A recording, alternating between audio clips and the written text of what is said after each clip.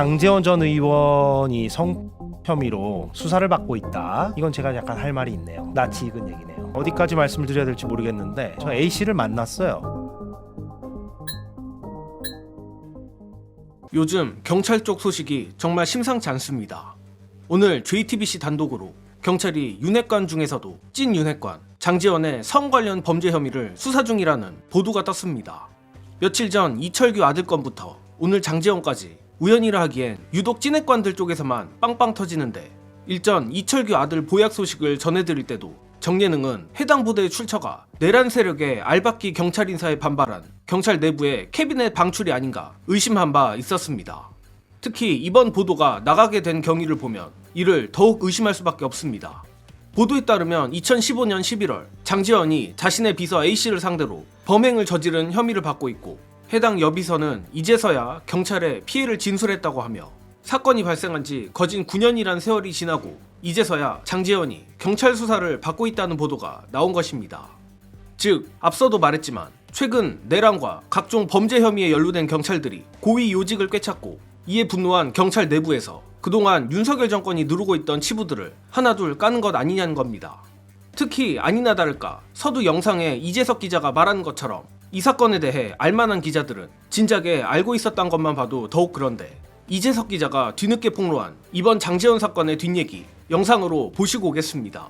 이건 제가 약간 할 말이 있네요. 낯이 익은 얘기네요. 장제원 전 의원이 혐의로 수사를 받고 있다. 이것은 제가 KBS 사회부 팀장을 하던 시기니까 제 팀에 소속돼 있던 모 기자가 이 사안을 취재를 했었습니다. 어디까지 말씀을 드려야 될지 모르겠는데 저 A씨를 만났어요. 근데 최종적으로는 보도가 안 된 이유가 저 A씨가 당시에는 보도를 원치 않았습니다. 보도가 되려면 이제 두 가지가 필요한데, 하나는 당사자가 일단 당연히 보도를 동의해야 되고요. 그리고 또 하나는 사안의 구체성, 일관성이 있어야 되잖아요. 그 사람의 어떤 증언과 정황 같은 것들이. 근데 최종적으로 그때 보도가 안 됐던 거는 전자. 그러니까 최종적으로 그 비서가 결심을 못해서 그때는 보도가 기각이 됐었습니다. 그러니까 장제원 전 의원의 전 비서가 지금은 시간이 좀 지났죠. 8년이 지났으니까 경찰에 진술을 했다는 거는 그때 이재석 앵커에게 보고가 들어왔을 때는 아직은 굉장히 무섭고, 왜냐면 성폭력 피해가 보통 그렇죠. 보복도 두렵고 막 그렇잖아요. 그런 상태에서 용기를 못 냈지만 지금은 일단 경찰 진술을 했다는 건 어느 정도는 좀 결단이 선 상태에서 또 진술을 한 거 아닌가 이런. 제가 더 말씀드릴 게 있긴 한데 아무튼 여기까지 하겠습니다. 이 사안은. 물론 지금으로선 양측의 주장만 있는 상황이기에 단정하기엔 이르지만, 만약 장제원의 이 같은 범행이 모두 사실이라고 전제한다면 장제원의 총선 불출마 등 그동안 이해가 가지 않던 의문점들 역시 딱 맞아떨어지게 됩니다.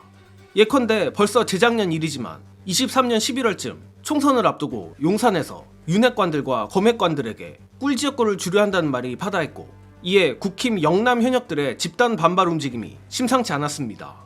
주호영으로 매우 강력하게 의심되는 모 의원의 경우 영남을 피바다로 만든다 하질 않나 장제원은 마치 탱크 같은 관광버스 92대를 끌고 윤석열에 대놓고 들이받기까지 했었습니다.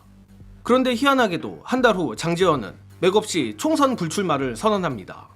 당시에도 이에 대한 여러 해석이 분분했지만 저로선 지금까지도 명쾌하게 납득이 가지 않았는데, 만약 용산이 이번 보도에 나온 경찰 캐비넷을 가지고 장제원을 협박했다고 소설을 써보면 충분히 납득이 가는 부분입니다.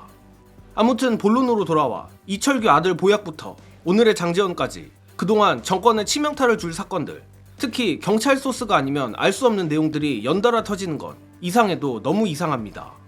이는 역시 권력의 핵심인 윤석열이 무너진 것이 가장 주요한 이유일 것이고, 앞에서 말했듯 내란 연루 경찰들이 요직을 꿰차니 이에 반발한 나머지 경찰들이 작정하고 캐비넷 방출을 한 것이라 저는 생각합니다.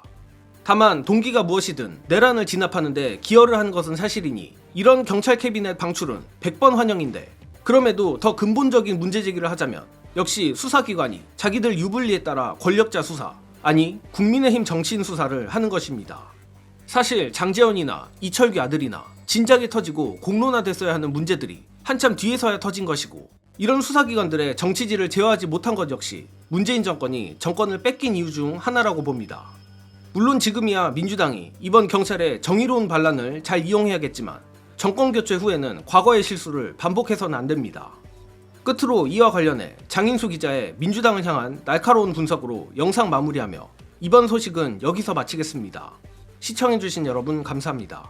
제가 계속 말씀드리지만 관료는 민주 시민들을, 국민들을 혹은 민주당을 요만큼도 무서워하지 않아요. 저는 이게 민주당이 집권했을 때 좋은 일 많이 하고 나라를 정말 나라답게 하고 눈 떠보니 선진국 얘기까지도 듣지만 늘 가서 뭔가 막판에 안 좋은 얘기가 나오고 지지율이 떨어지는 핵심 이유가 저는 여기에 있다고 봅니다. 이들은 절대 민주당을 무서워하지 않고 민주당 정부에 충성하지 않아요. 절대 눈치를 보지 않아요. 이게 대한민국 관료들의 그냥 생리입니다. 민주당이 채찍을 제대로 사용해 본 적이 없어서 그래요. 관료 사회에 대해서. 민주당은 집권하면 뭐 자기 라인이어서 끌어주는 사람들도 있지만 정부 부처나 경찰이 됐든 검찰이 됐든 그냥 그 조직 내에서 신망이 있고 그러면 승진시켜줘요. 그리고 그런 사람들을 청와대나 뭐 이런 데로 불러서 갖다 써요. 국민의힘은 그런 사람들조차도 너 문재인 사람이네? 반드시 인사조치하고 좌천시켜버립니다. 그러니까 관료들은 처음부터 끝까지 민주당에 대해서는 잘 보여야 될 필요가 없는 거죠. 2달 뒤에 조기 대선이 있건 말건. 그러니까 민주당은 얘네들한테 그냥 거야. 이거 보면 진짜 자존심이 좀 상해야 됩니다. 민주당은. 그리고 이거를 좀 타개할 방법을 진짜 찾아야 돼요. 안 그러면 민주당은 계속 집권해도 힘들 겁니다.